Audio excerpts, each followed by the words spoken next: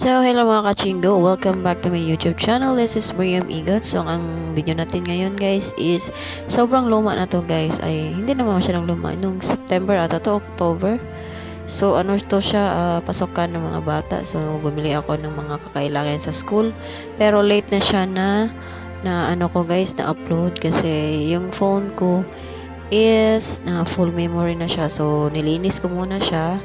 Nakabili na ako ng bagong phone, so transfer ko yung mga iba dito, tapos sa yung mga ano ko, yung mga editor, tinransfer ko siya. Pero as of this moment, dito ako nakapag edit nito sa aking lumang phone na Vivo, kasi ano na siya, na nilinis ko na siya. So na-upload ko na rin yung iba kong vlog na mga na panis na vlog.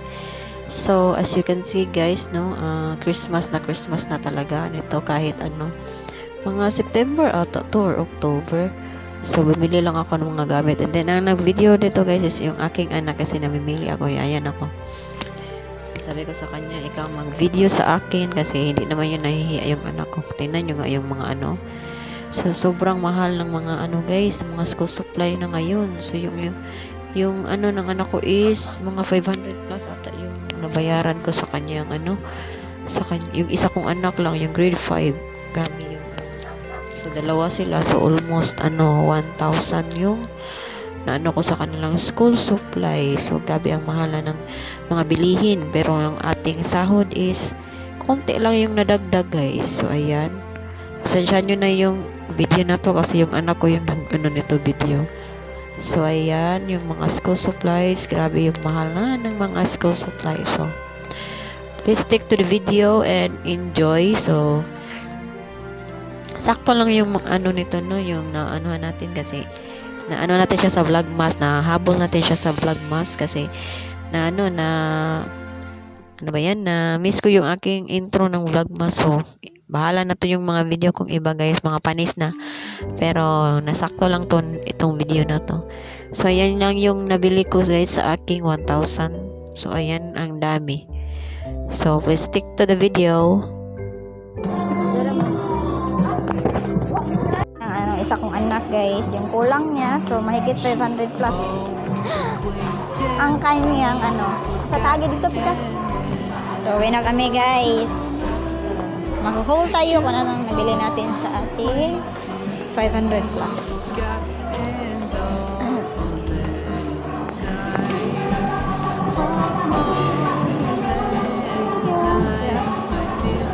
Kuya, sa mga unoy. Sumayan ta? Ya. Ayaw, nagtitipan. Nirante.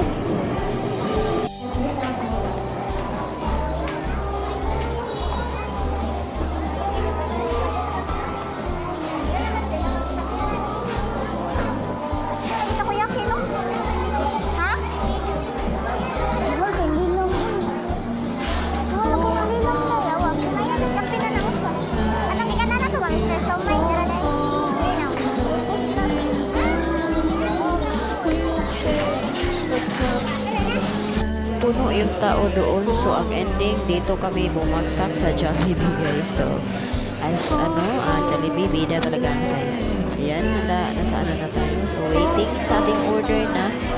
So kapag tutunod yan is a few moments later.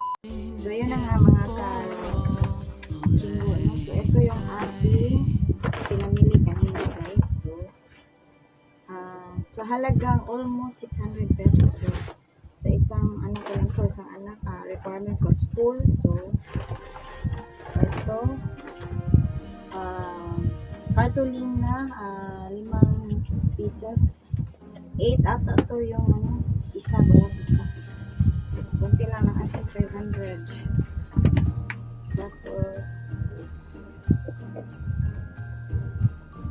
Tapos meron tayo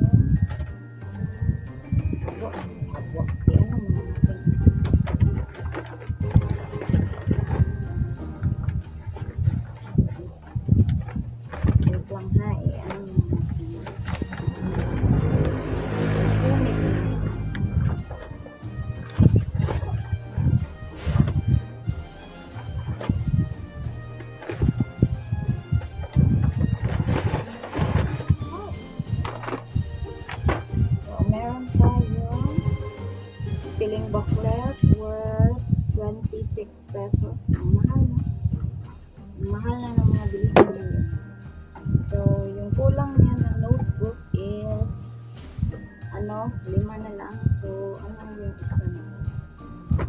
Wait, tingnan natin kung magkano ang notebook ngayon.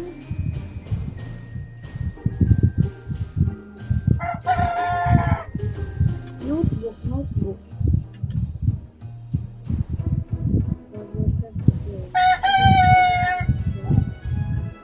Magkano ba ang notebook? Ang envelope, 84.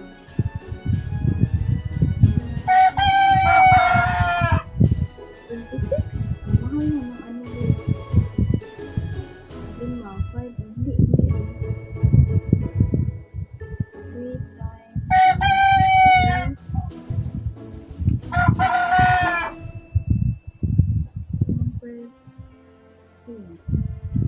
20, ano ata? 24 yung isa? Or,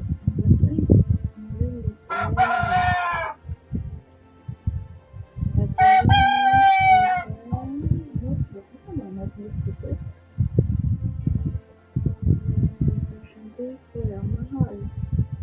Instruction paper lang guys, 14 na. Pasensya na kayo sa manok guys. Ang ingay talaga ng manok ko guys.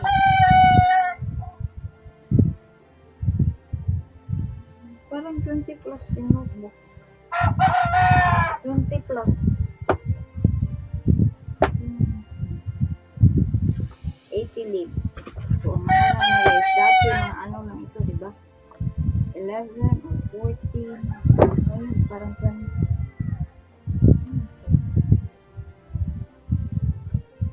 Please. Lang. Tapos, yung Faber-Castell.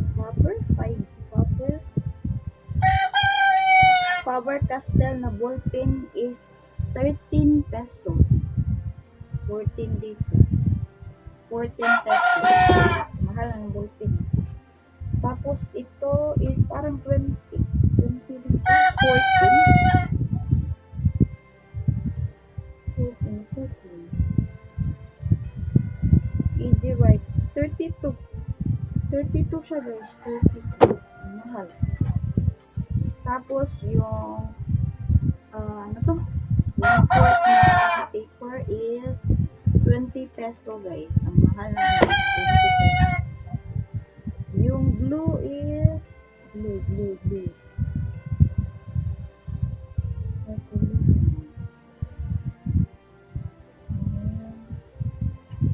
Asa na yung glue dito?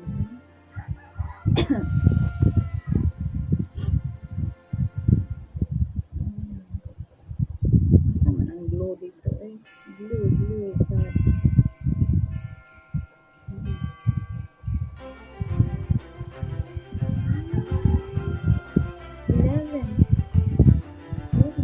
28. Basta. Tapos, yung formal thing is ano ba ito eh? Formal thing.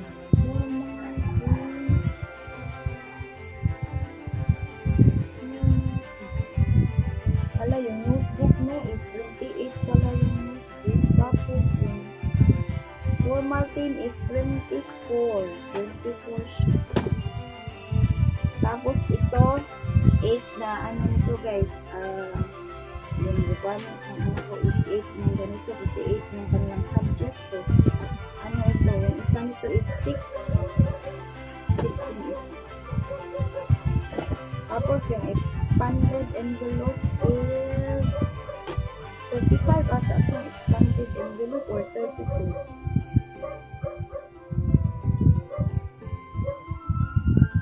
Expanded is 31. Yung ano nito is expanded envelope ata sana or clear book. Tapos mahal yung clear book guys, 99 yung clear book. So either ito expanded envelope or clear book. So ito naman yung binili ko kasi mura. Tapos yung bond paper long is 46. 46 siya guys, 20 sheets, tapos maganda rin ito, typewriting paper ito, so maganda rin yung paper.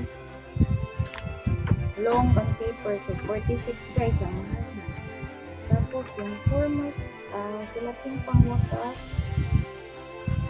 8 peso lang yung sulating pangwakas. Mas mura to siya kaysa ito, formal pin. Mas mahal ang formal pin. Medyo din siya makapal. Ito, manipis lang. So, 8 pesos lang siya. 8 pesos. Then, lastly is ang construction paper. So, 26 pesos guys. Thin sheets. So, ito lang yung ating mga nabili. So, this is worth almost 600 pesos guys. Isang anak ko lang na requirements ng anak ko. Isang anak ko. Yung isa is, rin, yung sa kanya, 600 ata yun. So, ang mahal-mahal na ng mga bilihin ngayon guys. So, yan lang ang nabili ng ating 600. So, ito lang ating vlog for today. So, I hope magustuhan nyo yung vlog. And then, if you're new to my channel, please like and subscribe. And then, click the notification bell para updated sa ating mga next vlog. So, see you on my next vlog.